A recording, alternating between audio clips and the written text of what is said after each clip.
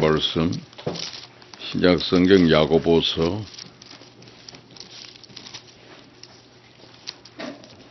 1장 9절부터 11절입니다. 합독하겠습니다. 낮은 형제는 자기 높음을 자랑하고 부한 자는 자기 낮아짐을 자랑할지니 이는 그가 풀의 꽃과 같이 지나감이라. 해가 돋고 뜨거운 바람이 불어 풀을 말리면 꽃이 떨어져 그 모양의 아름다움이 없어지나니 부한 자도 그 행하는 일에 이와 같이 쇠잔하리라. 아멘. 오늘 그 NIV 성경이 그 야고보서에 대한 말씀을 아주 쉽게 잘 우리 한국어보다 더 쉽게 잘 정리가 되어 있습니다. 여기 보니까 낮은 상황에 있는 형제들은 그죠? 그의 높아진 위치에 대하여 프라이드를 가져야 한다 하는 말로 되어 있죠. 여기서 낮아진 형제란 말은 그 겸손의 미덕이 몸에 배인 기독교인을 가리키기도 하지만은 그보다는 가난 때문에 타인에게 낮은 자라고 취급받는 사람들을 말합니다. 그 낮은 그 어려운 상황 속에 있는 형제, 그렇죠? 10절에는 부유한 형제라고 나와요. 부유한 사람은 그의 그 낮아짐에 대하여 프라이드를 가져라. 왜냐하면 이것은 야생화처럼 와일드 플라워라고 그랬죠. 야생화들처럼 지나가 버리기 때문에. 그러면서 구체적으로 11절에 그것을 더 부연 설명하고 있죠. 해가 떠오른다 그랬죠. 떠오르는데 뭐냐, 뜨거운 사막의 열풍과 함께 그러고 왔다가 결국은 식물이 쇠잔해지는 것처럼, 그래서 해가 돋고 뜨거운 바람이 불다 보면 풀이 말라지는 것처럼, 그러다 보면 그 꽃들이 떨어지죠. 그러다 보면 동시에 그 아름다움도 없어져 버리는 것이기 때문이다. 이와 같이 부유한 사람들도 다 사라진다 그 말이죠. 그래서 부유한 사람도 행하는 일에 이와 같이 쇠잔하리라. 근데 그의 비즈니스와 관련되어 있는 동안에 다 없어지고 말기 때문에, 그래서 부유하다고 하더라도 자기가 낮아짐에 대하여 감사하고, 또 낮은 자라고 할지라도 부유해진 자기 신분에 대하여 긍지를 가지고 살아라 하는 말씀으로 짤막하지만 강력한 메시지가, 오늘 저는 양극화 해법이라는 주제로 이 말씀을 나누려고 합니다. 근데 오늘 야고보서는 읽으면 한마디 한마디가 잠언이에요. 격언 같아요. 그래서 신약의 잠언 그러면 야고보서입니다. 야고보는 여러분이 알다시피 예수님의 브라더죠. 예수님의 형제예요. 그런데 그런 1절에 보면은 하나님과 주 예수 그리스도의 종이라고 표현했습니다. 자기는 주 예수 그리스도의 종. 그러니까는 자기 형님을 주라고 하고 자기는 종이라고 했습니다. 그러면서 우리 신앙생활에 있어서 조금 신앙생활 한 사람들에게 주는 메시지가 야고보서예요. 지금 초신자용이 아닙니다. 비기너들이 아니고 또 적어도 싱글 수준에 된 사람들에게만 주어지는 메시지예요. 그래서 그 첫 번째가 2절이 뭡니까? 시험을 당하거든. 근데 그냥 시험도 아니고 여러 가지 시험을 만날 때 그것은 잘 기쁘게 여겨라. 왜냐하면 거기서 인내를 배우기 때문이다 하는 거고, 5절에 보면 지혜가 부족하거든. 그리고 대처할 능력. 사람들이 가장 필요한 게 지혜잖아요. 자녀를 어떻게 기르며 어떻게 결혼을 시키며 해야 될 지혜가 부족할 때는 누구한테 구하라고 그랬습니까? 후히 주시고 꾸짖지 않는, 또 구하냐? 이렇게 야단도 안 치시고 후히 주시고 꾸짖지 않는 하나님께 구하라. 그리하면 주시리라. 그런데 항상 믿음으로 구하지 의심하지 말라 하는 말이고, 그 다음에 오늘 9절부터 11절은 바로 양극화 문제에 대한 해법을 제시해 줍니다. 그리고 12절에는 시험을 참는 자는 복이 있다. 그리고 그 유명한 말씀, 듣기는 속히하고, 그런 말씀 들어본 적 있죠? 듣기는 속히하고. 그 유명한 말씀이 그 19절 이하에 나옵니다. 19절은 그 유명한 미국의 윌슨 대통령이 이 1장 19절에서 손을 얹고 대통령 취임 선서를 했습니다. 너희가 알지니 사람마다 듣기는 속히하고 여론에 밝아야 됩니다. 많이 들어야 돼요. 그리고 뭐라 그러세요? 말하기는 더디하며 성내기도 더디하라. 그래서 그 유명한 잠언 20절이죠. 사람의 성내는 것이 하나님의 의를 이루지 못한다. 어떠한 상황에서도 분노하면 그것은 하나님의 의를 이룰 수가 없습니다. 굉장히 충격적인 잠언이 되는 거죠. 그리고 난 다음에 그 사회적인 차별 문제에 대한 2장 1절은 유명한 말씀입니다. 내 형제들아, 영광의 주 곧 우리 주 예수 그리스도의 믿음을 너희가 가졌으니, 예수를 주라고 믿는 사람들이라면 절대 사람을 차별하여 대하지 마라. 양극화 문제에 대한 해답에서 중요한 얘기입니다. 만일 이런 부유한 사람을 보면 아유 어서 들어오세요 그렇게 하고, 좀 시시하게 보이는 사람이 오면은 저 밑에 앉든지 가든지 하라. 이런 사회적인 문제 때문에, 이 야고보서 때문에 사회복음적 요소가 있어서 굉장히 실천 요구가 있습니다. 그리고 3장에 보면 유명한 혀를 금하라, 말 조심할 것을 특별히 강조해서 안에 이렇게 길게 자세하게 설명하고 있는 내용이 없습니다. 그래서 야고보서 하면은 오늘은 무슨 잠언일까? 강력한 지침을 같이 얻을 수 있는 말씀입니다. 오늘은 그 1장 9절부터 11절에 있는 말씀, 양극화 해법입니다. 지금은 어느 시대보다 부의 불균형으로 인한 양극화 문제가 이슈가 되고 있습니다. 경제적인 변화에 따라서 자본주의화 되어가는 시대 속에는 결국 부가 어떻게 균형을 이룰 것인가, 양극화를 어떻게 극복할 것인가의 문제는 곧 분배와 공존의 문제로 압축이 됩니다. 오늘 우리는 부가 무엇인가, 가난함은 어떤 문제인가를 전부 다루기는 어렵지만 본문의 부자와 빈자에 대한 야고보의 권면에 집중해서 말씀을 다루려고 합니다. 야고보는 부자와 가난한 사람에 대해서 얘기를 했습니다. 자본주의가 번성한 오늘뿐만 아니라 이 편지가 기록된 2000년 전에도 돈 문제는 중대한 주제였습니다. 돈은 가난한 자와 부한 자를 나누어 놓습니다. 그 잠언 22장에 보면 부한 자도 가난한 자도 하나님이 만들었다. 그러니까 부자도 아무나 되는 게 아니에요. 하나님이 되게 하고 가난한 자도 되게 했다 하는 사실을 전제합니다. 그래서 돈은 가난한 자와 부자를 또 나눠 놓아요. 우리가 강남과 강북의 차이처럼, 또 미국의 비버리힐스와 다운타운의 차이처럼 어떤 면에서는 사회적인 신분의 차이로도 이어집니다. 노동자와 기업가의 갈등, 부의 문제는 쉽게 답이 나지 않는 첨예한 사회 이슈입니다. 돈이 있는 곳에는 갈등이 일어나고, 심하면 투쟁이 일어나고, 더 심하면 혁명이 일어납니다. 또 돈에 의한 비교는 상대적인 행불행을 느끼게 만듭니다. 여러분들도 가끔 그 메일로 오는 메시지가 있죠. 요새 모든 국민에게 보내는 메시지가 있더만요. 김진홍 목사님이 보내는 메시지가 여러분들에게 아마 메일로 왔는지 모르겠는데 보셨습니까? 이분이 이번에 아주 이 간단한 문제처럼 시사성 있는 문제를 다루더만요. 전두환 전 대통령의 문제, 그것이 만들어낸 것이 이석기 문제라는 거예요. 민주화를 억압하고 그 만들었던 이런 혁명이 결국은 그 시대에 저항하는 사람들로 나타난 것이 이석기 문제가 나오는데, 어저께 동시에 그 문제가 해결이 된 것 같아 감사하다 그러더라고요. 이 사람 모두가 이제 밀린 그것도 전부 다 물어내기로 결정함. 동시에 이 사람 구속됨. 그것을 해서 두 문제가 동시에 일어난 일인데 같이 처리된 것에 대하여 하나님이 이 백성을 특별히 사랑하시는 것 같다. 그런 메시지를 썼더라고요. 그래서 저희들도 깜짝 놀라서요. 그 뿌리가 거기서 나왔나 그 말이죠.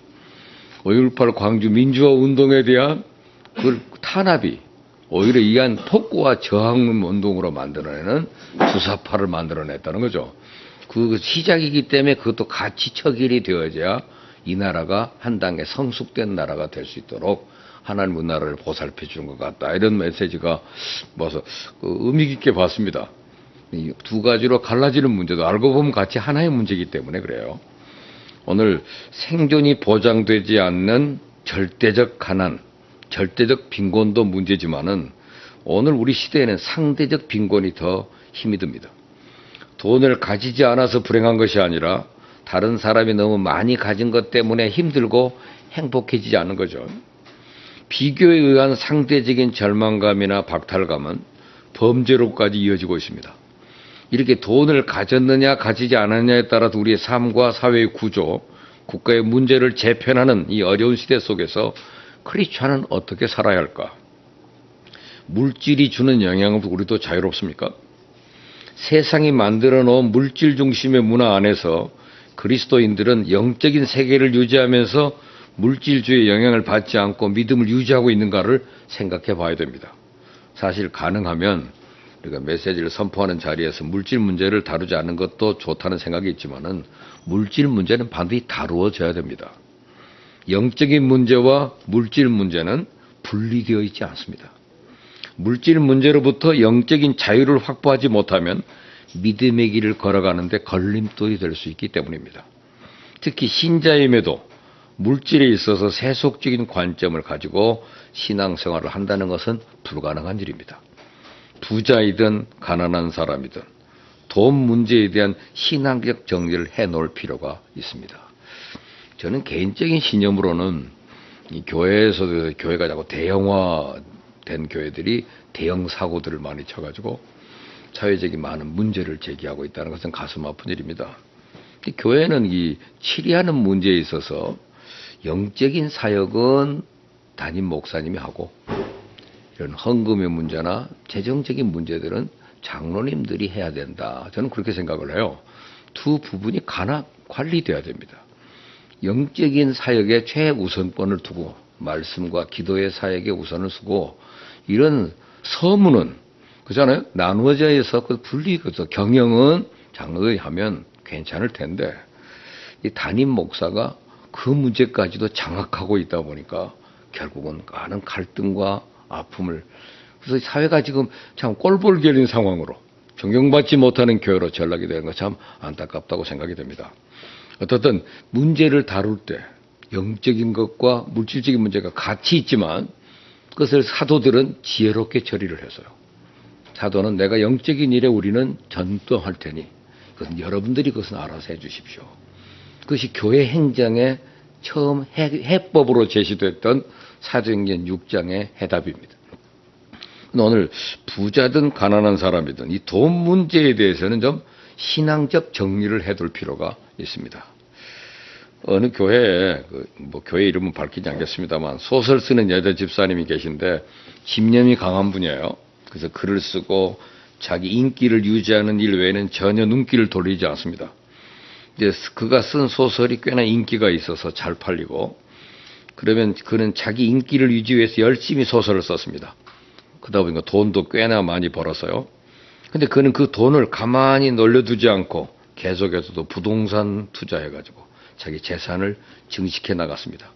그러다 보니까 몸이 견딜 재간이 없습니다. 결국 몸에 이상이 생겼어요. 병원에 가서 종합진찰을 받습니다. 결과가 나왔습니다. 간암 말기라는 판단이 나왔습니다.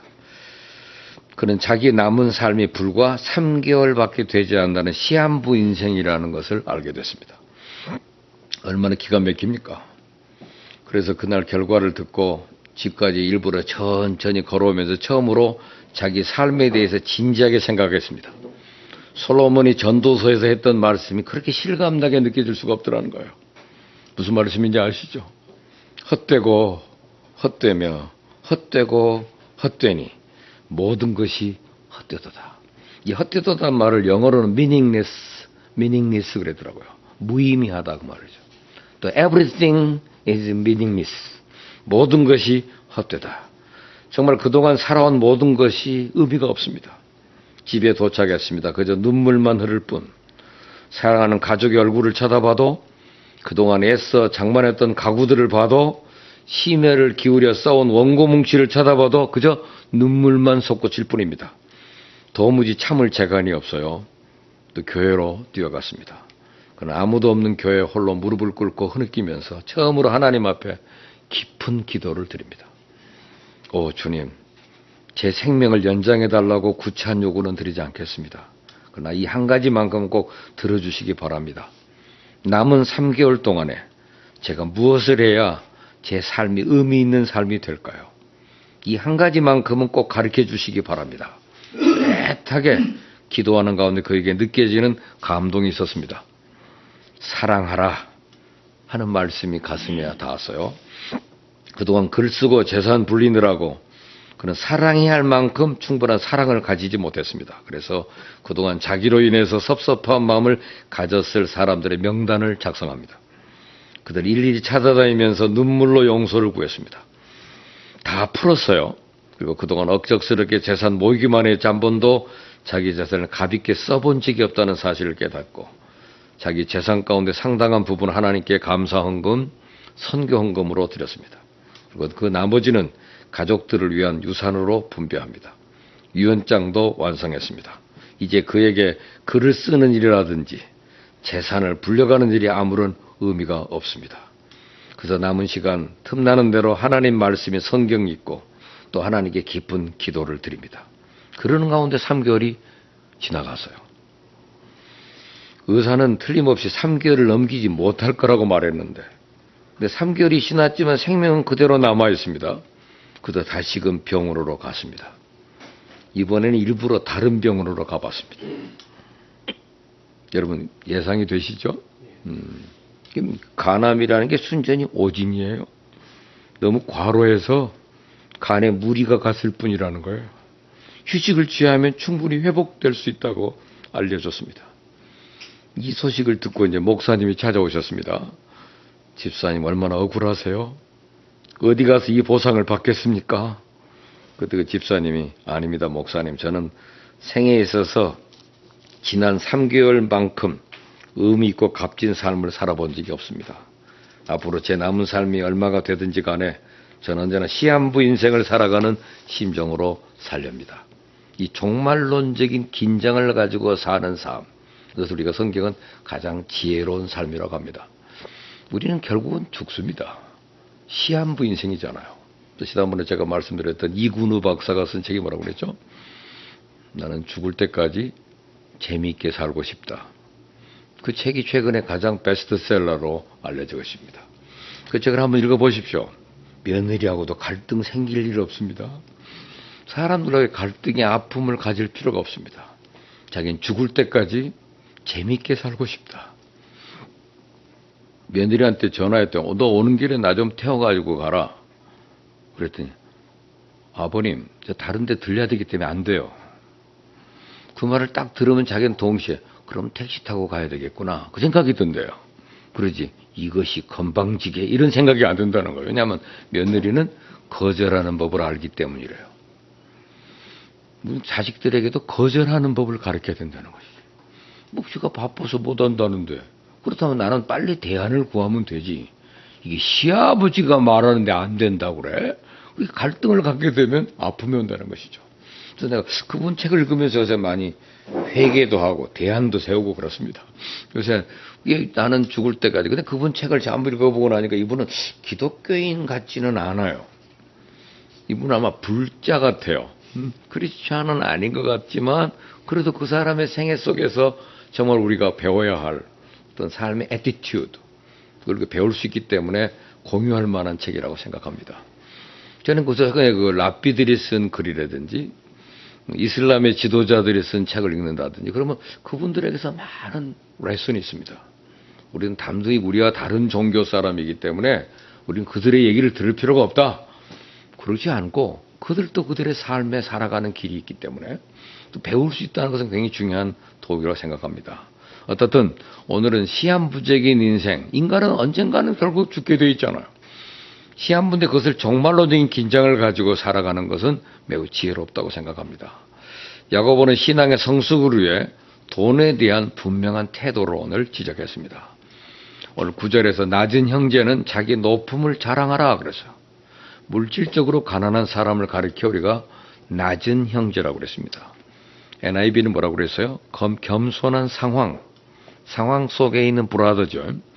그러니까 겸손한 상황 그 속에 있는 작은데 그 사람들은 되게 가난한 사람들이 자기를 낮게 생각하는 경향이 있습니다. 나는 조금 못하다. 누가 무슨 일을 하면 나는 가난하다. 나는 약하다. 또 가끔 우리 CBMC에서도 사고가 생길 때가 있더라고요. 누가 이 골프 모임 광고라니까 어떤 분은 나는 가난한데 하고 자꾸 평생을 가난하고 생각하는 분이 나는 그런 건 못 간단 말이야. 기업인인데도 그런 생각을 가진 분들이 많더라고요. 지금 어느 모임 한 군데를 가니까 전원이 골프를 안 해요. 이유가 뭐냐 그랬더니 내 입장에서 어떻게 그럽니까 그러더라고요. 전부 그런 의식으로 뭉켜져 있는 사람들에게는 어설프다가도 시험이 될 수 있겠더라고요. 낮은 형제들은 주로 자기를 낮게 생각하는 경향이 있습니다. 그런데 성경은 뭐라고 그랬어요? 낮은 형제는 자기 높음을 자랑하라. 거기에 긍지를 가지라. 굉장히 그 표현 방법이 좀 새롭고 독특합니다. 사람이 오랫동안 가난에 짓눌려 살다 보면 지금 잘 사는데도 늘 가난해요. 그것을 우리가 황상민 교수 표현으로 말하면 그것은 배고픈 부자입니다. 자기가 100억이 있는데도 친구들 만나서 식사를 사주질 못합니다. 같이 제가 잘하는 짜장면집 있다고 합니다. 그것만 먹어요, 그 사람은. 그것밖에 먹을 줄 몰라요. 그래서 가난한 배고픈 부자가 되는 거죠. 근데 이 사람은 너무 자기를 자꾸 낮춰버려가지고 그렇게 짓누르게 자기를 학대하는 경향이 있습니다. 오늘 요즘 우리 사회 안에 경제적인 문제로 인해서 자신의 삶을 비관해서 우울증에 빠지고 자살하는 일이 굉장히 많이 일어나는데 그중에는 부자들도 덜어 있기는 하지만 실제로는 가난한 사람의 비율이 훨씬 높은 건 사실입니다. 가난은 삶의 근본적인 것을 흔들어 놓습니다.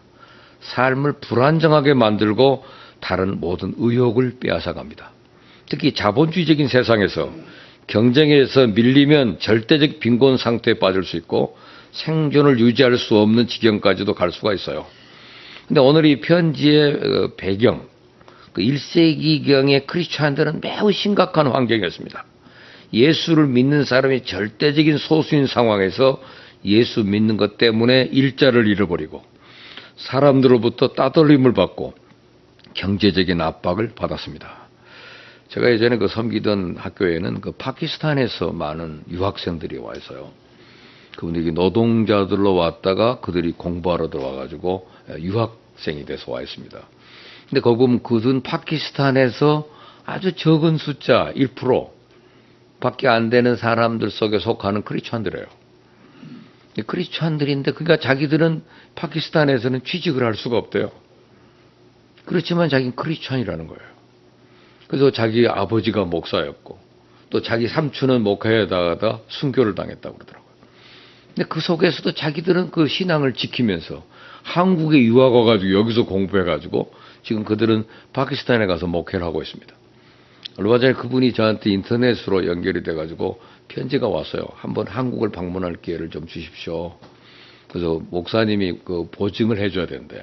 신분 보장을 해서 보내고 변호사의 공증만 있으면 자기가 다시 방문할 수 있다. 그래서 공증을 해줬습니다. 그랬더니 파키스탄에서 5개 교회를 섬기고 있더만요.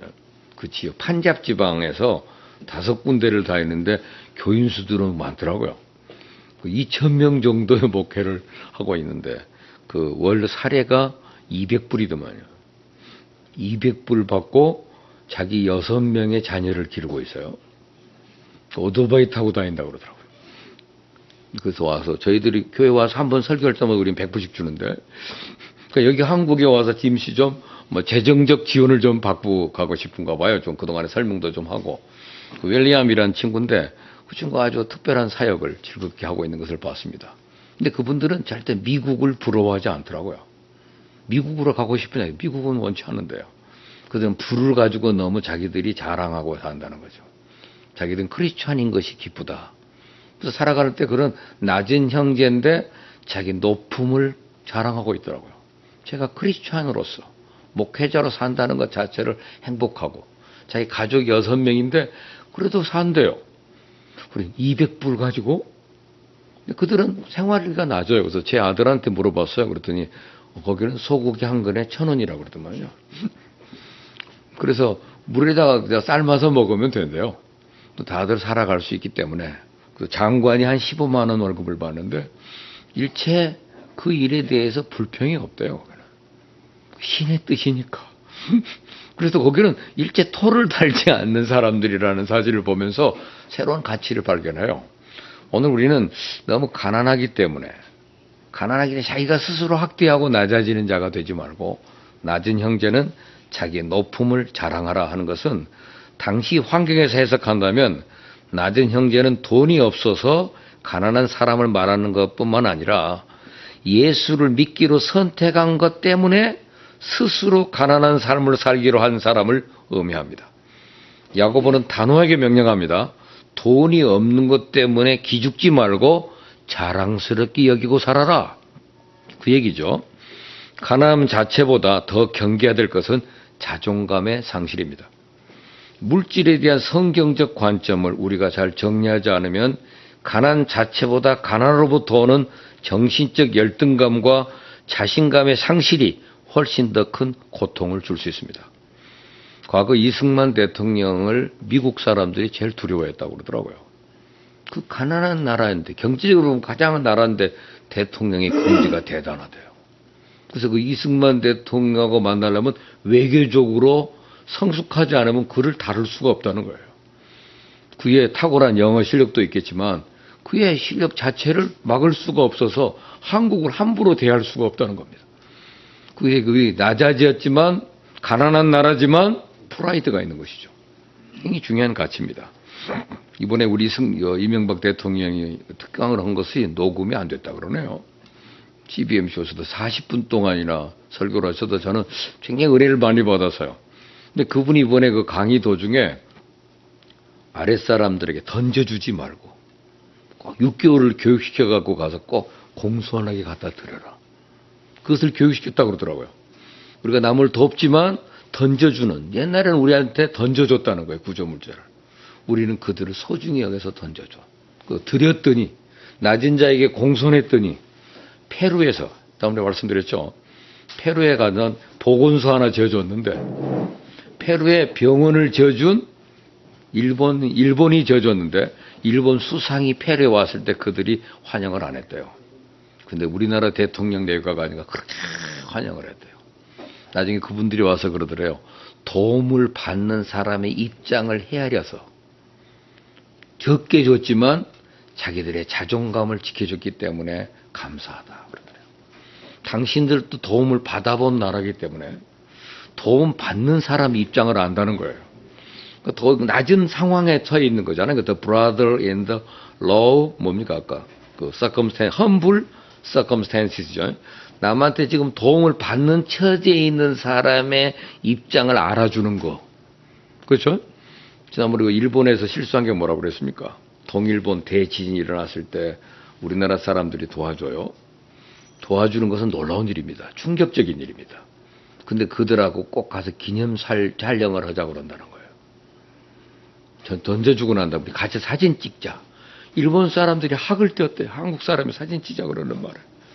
도움을 받는 사람의 입장을 고려하지 않은, 그냥 무조건 가서 우리는 어때요? 가서 사진 찍으면 되는 거지 뭐. 그래서 자기를 찍혀진다는 것에 배려를 못했다는 거죠. 오늘 본문은 매우 중요한 것입니다. 가난한 사람에게도 그 상황 속에서도 자기가 자기 신분을, 그것으로 인해 프라이드를 가져라. 그것을 여기 야고보가 가르쳐주고 있어요. 가난함 자체보다 그 경계해야 될 것은 자존감의 상실이라는 겁니다. 이 물질에 대한 성경적 관점을 우리가 잘 정리하지 않으면 가난 자체보다 가난으로부터 오는 정신적 열등감, 자신감의 상실이 훨씬 더 큰 고통을 줄 수 있습니다. 자기를 무시하고 낮은 자존감에 시달리며 현재의 가난이 자기의 무능력 탓이라고 여깁니다. 이런 열등감에 빠지면 교회에서도 돈이 있어야 인정을 받을 수 있다는 생각이 들고 마음이 불편해집니다. 이런 마음의 상태는 결국 마음의 상처를 입게 되고 신앙의 손실을 가져오는 것입니다. 이런 경우 자기 자신만을 비난하는 것으로 끊지 하지 않고 가난한 자에 대한, 가진 자에 대한 분노와 증오심, 비난하는 태도로 발전될 수가 있습니다.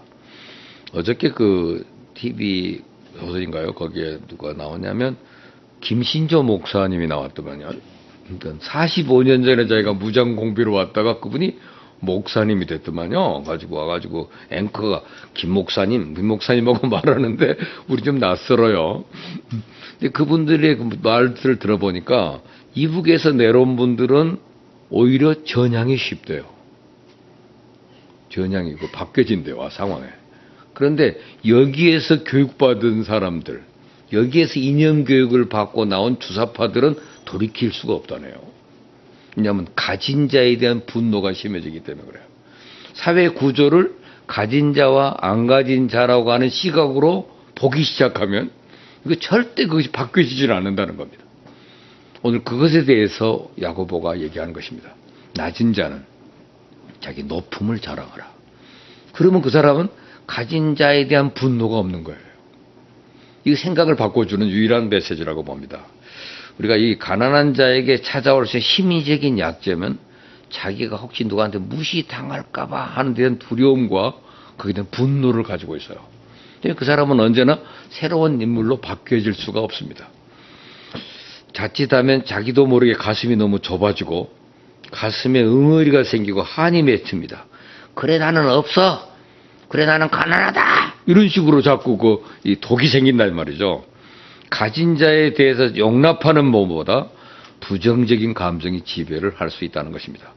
여러분 어떻습니까? 부자에 대한 불편한 마음이 자꾸 일어나고 자꾸 그들의 질투심이 생긴다면 뭔가 내가 정리해야 될 필요가 있다는 것을 알아야 됩니다. 부자에 대해서 욕을 하거나 질투심이 있다는 것은 내 안에도 돈에 대한 욕망이 있다는 것을 입증하는 겁니다. 제가 또 골수 야당을 한번 만나본 적이 있어요. 그 사람 매사가 부정적이고 비판적이고 얼마나 예리한지 몰라요. 그분과 이게 대화를 하다 보니까 자기가 높아지고 싶은 마음이 있더라고요. 자기도 국회의원이 되고 싶고 자기도 먼저 하고 싶은데 여건이나 상황이 안 돼 있는 거예요. 자기는. 그러니까 그런 것은 되고 싶은데 될 수 없는 여건에 대해 그를 공격하는 것을 자기의 주업무로 삼고 있더라고요. 이게 안타까운 일입니다. 그러니까 자꾸 지나치게 비판하는 것은 본인이 욕망의 포로가 됐기 때문이라는 사실입니다. 그래서 내 안에도 돈에 대한 욕망이 있다는 걸 증명하는 것이잖아요. 어쩌면 누구보다도 돈에 대한 욕망을 가진 사람일지도 모릅니다. 그럼 어떻게 해야 됩니까? 전 이번에 보니까 그 통진당이라든지 여기 나오는 요새 대변인이 바뀌었어요. 최근에는. 그 전에 있는 대변인들은 한결같이 여성들이 이렇게 이쁜 여자가 아니더만요. 예쁜 여자들은 칭찬을 많이 받아갖고 사람들이 되게 착각합니다. 근데 이게 안 예쁜 사람들은 늘 공격을 받고 야단을 먹어가지고 강하대요, 의식이. 그래서 안 예쁜 사람 특징이 저항적인 요소가 강하다는 거예요. 누가 와서 차라도 한잔 하실까요? 말도 안 했는데도 미리 안 먹는다 그래요. 그러니까 이 저항이 너무 강한 것은 이 가난한 자들이 갖는 병입니다. 근데 오늘 본문이 참 재밌는 것이 humble circumstances란 말은 참 번역상 재미있는 의미를 가지고 있어요. 어려운 처지란 말 안 하고 겸손한 상황이란 얘기죠. 네가 겸손한 상황에 처해질 수 있는 사람들은 자기의 하이 포지션에 대한 긍지를 가져라. 그것이 오늘 이 구절의 말씀입니다. 그러면 우리가 어떻게 해야 낮은 형제가 자기 높음을 자랑할 수가 있을까요? 그 첫째는 물질이 사람을 평가하는 기준이 될 수 없다는 사실을 기억해야 된다 그 말이죠. 물질 유무와 인간의 가치는 별개입니다. 자본주의는 사람을 돈으로 계산합니다. 연봉에 따라 사람의 가치를 논합니다. 그러나 크리스천은 세속적 관점의 평가에 우리를 내맡기면 안 됩니다. 성경적 관점은 우리는 모두 하나님의 사랑받은 자녀로서 한 사람 한 사람이 가치 있는 존재고 우리의 가치는 하나님의 아들 예수께서 십자가의 죽으심으로 충분히 입증된 겁니다. 무엇보다 성경은 한 생명이 천하보다 귀하다고 했습니다. 그래서 높음을 자랑해야 될 이유는 물질의 유무와 상관없이 그리스도인이라고 하는 신분 때문이에요. 1세기 그리스도인들이 비록 사회적으로는 아무것도 없는 약자의 모습이지만 하나님의 자녀로서의 영광스러운 신분을 잃어버리지 말고 자신을 자랑스럽게 여기라. 이것이 바로 오늘 본문의 메시지입니다. 사실 외적인 조건들은 일시적인 거죠. 부자냐 가난한 자냐 하는 것은 어느 때의 상태를 말하고 그 상태는 언제든지 바뀔 수 있습니다. 그러나 하나님의 백성으로서의 신분은 변함이 없고 영구적입니다. 그러므로 돈의 유무에 의해서 그리스도 안에 있는 우리의 존귀한 신분이 영향을 받지 않는다는 사실을 우리가 분명히 붙잡아야 됩니다. 그리고 돈의 유무에 따라 신앙을 평가할 수가 없습니다. 청교도 그 세무엘 윌러드라고 하는 분은 부자가 하나님의 사랑의 증거가 아니듯이 가난도 그의 진노나 미움의 증거가 아니다. 특히 야고보가 가난할 수밖에 없었던 사람은 자신을 폄하하거나 다른 사람들로부터의 무시를 두려워할 필요가 없고 오히려 자신 높은 위치를 당당하게 자랑해야 한다 그 말입니다. 여러분, 오늘 이 시대에 신앙 때문에 믿음 따라 살려고 하다가 경제적인 어려움을 겪을 수 있습니다. 그렇다면 그 가난은 정말 자랑스럽고 영광스러운 일이고 그것으로 자신을 무시하거나 낮추어 보지 말라는 것입니다. 여러분, 사도 바울이 쓴 그 고린도 후서에 보니까 고린도 후서 6장 9절 10절, 여러분 그 말씀이 참 매력적이죠. 그는 자기 아이덴티티에 대해서 이렇게 말을 했습니다. 자기는 무명한 자 같으나 유명한 자다. 죽은 자 같으나 보라 우리가 살고, 징계를 받는 자 같으나 죽임을 당하지 않고, 근심하는 자 같으나 항상 기뻐하고, 가난한 자 같으나 많은 사람을 부유하게 하고, 아무것도 없는 자 같으나 모든 것을 가진 자로다 그랬어요. 우리가 잘 아는 대로 사도 바울은 번시 육체적으로 자랑할 게 많은 사람이었습니다. 그러나 그가 예수 그리스도를 알고 난 뒤, 나는 히브리인 중에 히브리인이요 바리새인이요 베냐민 대표요, 이런 자기의 잘남을 모두 주를 위하여 배설물처럼 여겼습니다. 그는 주를 위해 기꺼이 낮아졌습니다. 예수 그리스도의 종이 됐고 노예였습니다. 주께서 그를 높여주신다는 사실을 알았기 때문에 과연 주님은 그를 이방인을 위한 사도로 삼아줬습니다. 여러분, 브라질 수도 이름이 뭡니까? 상파울로. 상파울로가 뭡니까? 성바울이잖아요. 그의 이름이 그리스도를 위해 낮아졌지만 한 국가의 수도 이름입니다. 위대한 이름, 상파울로. 상파울로가 성바울인 것을 오늘 알았다면 그것도 은혜입니다. 상파울로가.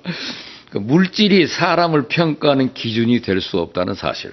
두 번째는 물질적인 가난 때문에 영적으로는 더 풍성해질 수 있다는 사실입니다.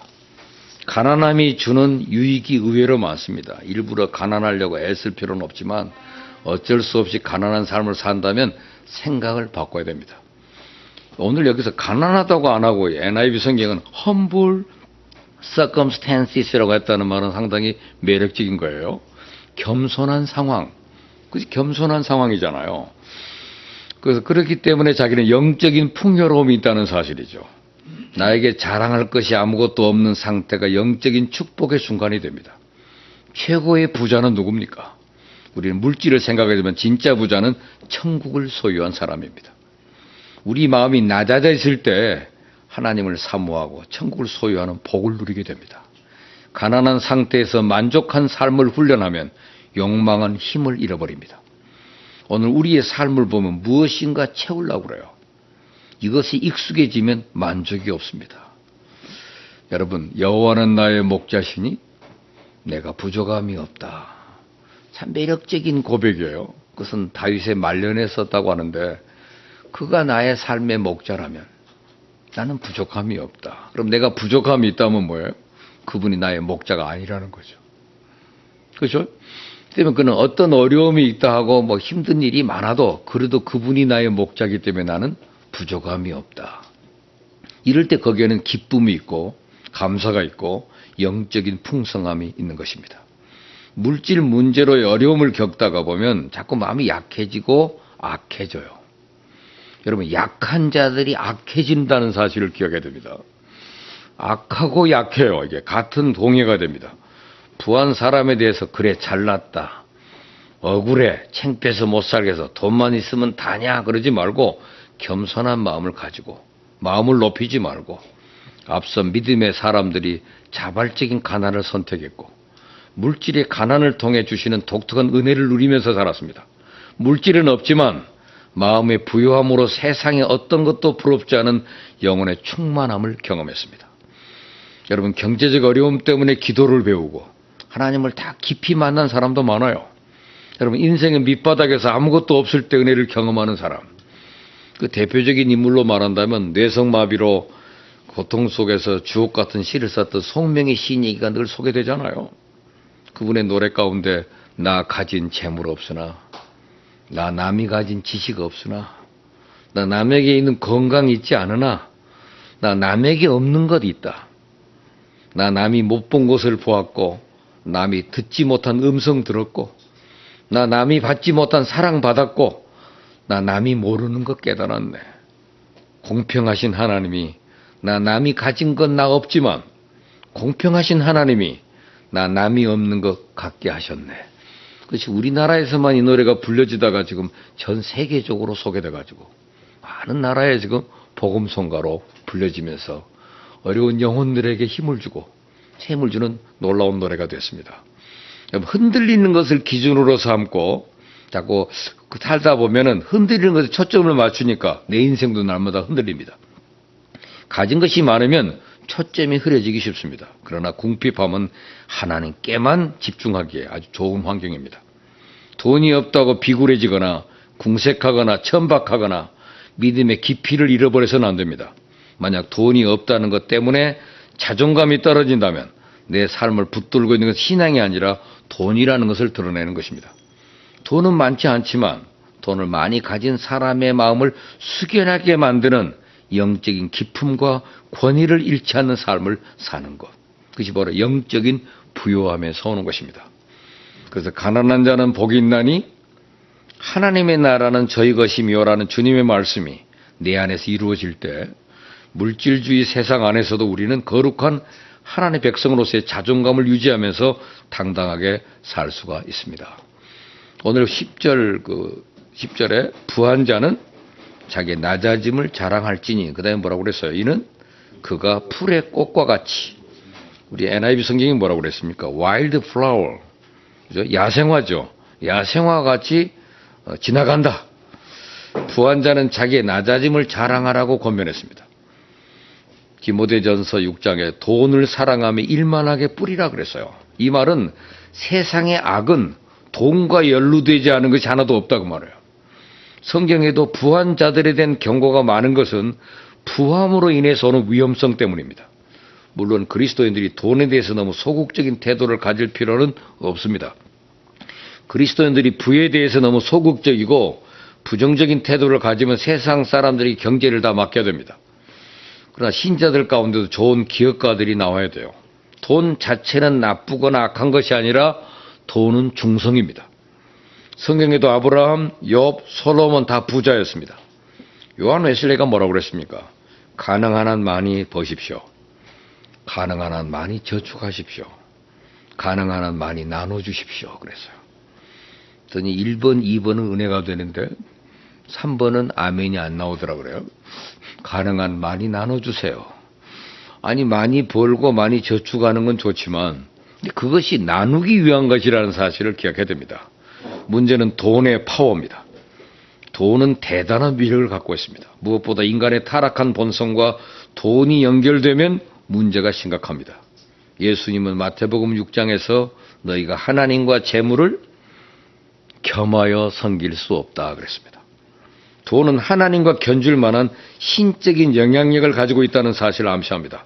우리가 돈을 소유하면 돈을 다스리고 통제할 수 있을 것 같지만 돈이 사람을 지배합니다. 돈은 사람들의 영혼을 흔들어 놓는 신호로 변합니다. 그래서 저는 요새 저희들이 목사가 될 때는 우선 저는 우리 형제들이나 상황에서 목사가 되는 순간 저는 가난을 선택한 거거든요. 근데 우리가 가난하게 살고 있으면 행복해요. 근데 나도 재벌처럼 몇백억을 막 움직이는 친구들을 만나면요, 갑자기 대화하기가 좀 어렵더라고요. 그래서 교회가 단위가 100억, 억자가 넘어가고 나면 친구들이 아니다 변해버리더라고요. 전화도 오면 바로 응답도 없어요. 변질되면 그렇더라고요. 우리는 가난하기로, 그리스도를 위해 가난하기로 선택한 사람들은 그 상태에서 행복을 유지하고 살아요. 근데 그 가난을 포기해버리고 그 자체에서 유명한 권력과 타협을 하기 시작하면, 돈하고 손을 잡기 시작하면 달라지더라고요. 사람들을 우습게 보고 개척교회 그러면 그냥 그와 폄하해버리고 이제 어려운 것들, 돈 없는 것들, 자꾸 이렇게 하다 보니까 뭘 추구하는지 모르는 상태로 가버리게 되는 경우를 많이 봅니다. 여러분, 부가 주는 위험 요소가 많지만 먼저 영적인 부분의 유혹에 주목해야 됩니다. 물질적인 풍요는 사람들의 마음과 인격을 한순간에 장악해버려요. 내가 가진 부를 지키고 더 많이 늘리고 더 많이 향유하려고 합니다. 결국 물질적인 집착이나 물질적 풍요로운 삶은 자기도 모르게 영적인 나태를 가져오고 하나님보다 물질에 더 몰두하게 만듭니다. 이번에 어떤 분을 만나니까 자기 교회에서 들은 헌금이 전부 이자로 나간다고 그러더라고요. 그렇게 많은 빚을 왜 가졌어요? 일주일 동안 쓰지도 않는 빌딩을 유지하기 위해서. 그렇잖아요? 그 큰 건물을 가지고 있다가 언젠가 총회를 한번 열어봐야지. 그런 큰 교회당을 하나 가지고 있다는 것이 굉장한 자부심이고 긍지입니다. 그 유지 비용이 장난이 아니더라고요. 모든 헌금이 다 이자가 돼버린다는 거, 그건 아무 의미가 없는 일이잖아요. 근데 그것이 얼마나 어리석은, 베풀 일도 못해요. 그러니까 점점 단위가 높아질수록 사람들이 돈에 대한 겁이 없어지더라고요. 함부로 행동을 하게 되고. 그래서 어떤 분이 그러더라고요. 자기가 빚을 많이 갖고 있어야 함부로 나가라는 말을 안 한대. 자기 인사에 대해서 그 돈을 누가 갚고 들을 만한 사람이 없기 때문에 유지가 된다는 거예요. 그래서 그건 굉장히 위험한 생각이죠. 우리는 그리스도 때문에, 복음 때문에 스스로 가난을 선택한 사람들입니다. 가난한 사람들은 그 안에서 더 큰 영적인 부요를 맛볼 수가 있는데 그렇지 않으면 망가지고 만다는 사실입니다. 유럽의 교회가 기독교가 국가적 종교지만 믿는 사람이 3%밖에 안 됩니다. 그 세속화의 한가운데 물질이 있어요. 물질이 들어오면 기독교가 급격하게 쇠락합니다. 오늘 한국교회도 이 부분이 적지 않게 밀고 들어와 있습니다. 영적인 적극성이 나도 모르게 사라지는 거예요. 신자의 생명은 뭡니까? 영적인 목마름입니다. 이것은 신앙을 건강하게 만드는 중요한 핵심입니다. 그런데 물질적인 부여는 영적인 목마름을 빼앗아가기 쉽습니다. 왜? 마음이 높아지니까. 헝그리 정신을 유지하란 말은 매우 중요한 의에 줄이고 목마른 자. 오늘 또 말씀에 그리워야 되고 말씀이 목말라야 돼요. 그게 복이 있는 것이거든요. 마지막으로 물질적인 부로 인해서 높아지려고 하는 마음이 있습니다. 하나님을 의지하는 마음이 식어지면 돈이 주는 안정감 때문에 그래요. 점점 기도 생활이 어렵고 기도를 한다고 해도 형식적으로 흐릅니다. 그래서 어떤 분은 돈은 나의 목자시니 내가 부족함이 없다. 그 시편으로 바뀌었어요. 인간의 타락의 실체는 하나님에 대한 전적 의존성을 거부하는 겁니다. 아담과 하와가 선악과를 따먹은 것은 이제 우리 힘으로 살겠다는 독립선언입니다. 에덴 동산의 인간은 모든 것을 정복하고 다스린 신적인 존재예요. 모든 권세를 인간에게 다 주셨지만 유일하게 선악과 하나만은 하나님이 하나님 되심을 알려주는 겁니다. 그것을 따먹은 것은 하나님을 거부한 거죠. 그건 교만입니다. 여러분, 교만이 무서운 것은 자신이 인식하지 못하는 가운데 일어난 것입니다. 제 동료 한 사람이 이번에 세상을 떠나서 어저께 발인을 했습니다. 양반 그 췌장암 판단이 나오니까 갑자기 교수직을 내려놓고 잠깐 모든 것을 쉰다고 했는데, 그래서 학교에서는 명예교수로 바꿔주고 다 상황을 정리했는데 그냥 가버리더만요. 어떤 닥터에게 물어보니까 췌장암은 자기가 의식을 못한대요. 의식을 못하다가 딱 나중에 그것이 드러나는 순간 곧 사망으로 간다고 그러더라고요. 교만이라는 게 그렇습니다, 여러분. 교만은 본인 의식이 안 돼요. 이게 무서운 겁니다, 이게. 교만은 내 삶 속에 하나님을 인정하지 않는 거거든요. 성경에서 하나님께서 교만에 대해서는 단호하고 엄격하게 다룹니다. 개인도 국가도 기업도 교만하면 끝납니다. 오늘 모든 것을 돈으로 해결하려고 하는 물질 만능주의는 결국 하나님을 서서히 따돌리고 있습니다. 카네기는 고난을 이겨내는 사람이 100명이라면 번영을 이겨내는 사람은 한두 명에 불과하다 그랬어요. 여러분, 땀 흘리며 부를 쌓기 위해서는 노력을 했지만 그 다음을 준비하고 사는 사람이 많지 않다는 거죠. 성취 이후에 주어지는 부와 성공에 짓눌려 망하는 것입니다. C.S. 루이스는 사탄의 시각에서 볼 때 인간이 존재하는 것은 곧 경쟁하는 것이다 그래서요. 그럼 경쟁심은 타락한 본성에서 나옵니다. 높아지려고 하는 마음, 하나님같이 되려고 하는 마음입니다. 우리는 더 많이 가지지 않아 문제가 되기보다는 너무 많이 가져서 문제가 되는 경우가 훨씬 많다는 사실입니다. 그런데 오늘 11절에 뭐라고 그랬어요? 해가 돋고 뜨거운 바람이 불어 풀을 말리면 꽃이 떨어져 그 모양의 아름다움이 없어지나니 부한 자도 그 행하는 일에 이와 같이 쇠잔하리라. 즉 부의 유한성입니다. 부의 생명이 짧다는 겁니다. 가난도 일시적인 거고 부도 일시적인 거예요. 특히 우리 시대에 필요한 말씀입니다. 물질은 풀의 꽃과 같아서 왔다 갔다 합니다. 누구든지 부자도 될 수 있고 빈자가 될 수 있습니다. 거기에 내 삶을 목매면 안 된다는 거죠. 신자의 삶의 궁극적인 목표는 부가 아닙니다. 부유함도 가난함도 우리 삶의 중요한 주제가 아닙니다. 물질이 없다고 절망하지 말고 돈만 좀 없을 뿐이지 그 외에 내가 가진 것이 얼마나 많은가를 확인해 보는 것. 물질이 없음에도 불구하고 물질의 유혹에 시달리며 영적인 부요까지 놓치는 것만큼 억울한 일은 없습니다. 그래서 참된 부요란 하나님 안에서 자유하는 삶, 하나님을 소유한 자들에게서 부요가 있다는 사실입니다. 물질의 문제로 영적인 태도가 흔들리지 않고 하나님만을 사랑하고 섬기는 백성으로 사는 기품 있는 인격을 갖추는 것입니다. 옛날 어느 나라의 임금님이 하루는 신하들을 데리고 들에 사냥을 가는데 거기서 어떤 목동을 만났답니다. 다윗처럼 준수하게 생긴 청년입니다. 첫눈에도 그가 신실한 사람으로 보였어요. 그래서 왕은 그 목동을 왕궁으로 데리고 왔고 그는 왕의 기대에 전혀 어긋나지 않게 모든 일에 충성스럽습니다. 그는 왕의 신임을 얻게 됐습니다. 그래서 왕은 그를 왕궁 재산 관리인으로 세웠습니다. 왕궁에 있는 모든 재산을 그에게 맡겨서 관리하게 했습니다. 그러다 보니까 다른 신하들이 질투를 합니다. 웬 촌사람이 하나 들어와서 자기들을 제치고 왕의 신임을 독차지하니까 기분이 좋지 않습니다. 왕의 재산을 모두 혼자 관리하니까 마음이 편치 않습니다. 그래서 그를 책잡기 위해서 가만히 살펴봅니다. 아무리 살펴봐도 흠잡을 데가 없어요. 그는 너무나도 모든 일이 깨끗했기 때문에. 근데 한 가지 딱 이상한 행동을 하는 것이 탐지됐는데 왕궁 꼭대기에 창고가 하나 있답니다. 그것은 비밀 창고로서 아무도 모르게 이따금씩 올라갔다가 한참 있다가 내려온다는 거예요. 그리고 그 창고 열쇠는 다른 사람이 맡기지도 않고 자기만 간직하고 있다는 겁니다. 신하들은 쾌재를 불렀습니다. 이것이구나. 그가 왕의 재물을 빼돌려 그 비밀 창고에 보관하는 것이 틀림없다. 고자질을 했습니다. 왕은 그 소리를 듣고 가서 알아보라고 허락을 했어요.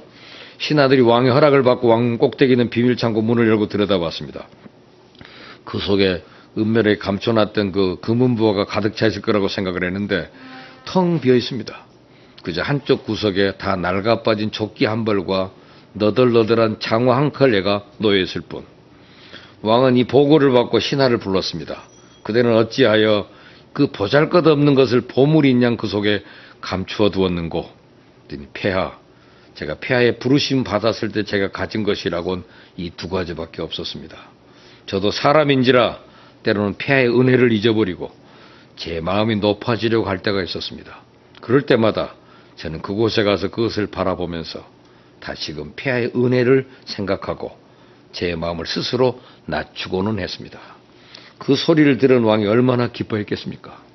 왕은 그 두 가지를 나라의 보물로 영구토록 보존하라고 명령을 내렸답니다. 오늘 이 말씀 아까 다시 정리가 됩니다. 그죠? 낮은 형제는 아까 낮은이라고 하는 말은 그 겸손한 상황에 있는 형제란 뜻입니다. 그 사람 자기의 하이 포지션을 자랑하고 부한 자는 자기의 낮아짐을 자랑해서 오직 나의 나됨이 하나님의 은혜인 줄 알고 교만을 억누르고 그죠? 신실하게 살아가는 것, 그 낮은 자에게 공손하게 대하는 자세를 유지하는 것, 이것이 우리의 올바른 삶이고 그것이 양극화를 해결하는 방법입니다. 이런 은혜를 통해서 우리 모두도 좀 고귀하고 기품 있는 크리스찬의 삶을 누리기를 바랍니다. 기도하겠습니다. 하나님 아버지, 오늘 저희들에게 복된 말씀을 통해서 우리가 물질 문제로 영적인 태도가 흔들리지 않고 여전히 하나님만을 사랑하고 섬기는 백성으로 고귀하고 기품 있는 승리의 삶을 살 수 있도록 저들을 축복해 주시옵소서. 예수님 이름으로 기도합니다. 아멘. 이제는 우리 주 예수 그리스도의 은혜와 하나님 아버지의 변함없는 사랑과 성령의 교통하심이 여기 모인 주의 백성들과 저들의 가정과 저들의 사업의 현장 위에 그리고 우리 형집과 위에 이제로부터 영원토록 함께 계실지어다. 아멘.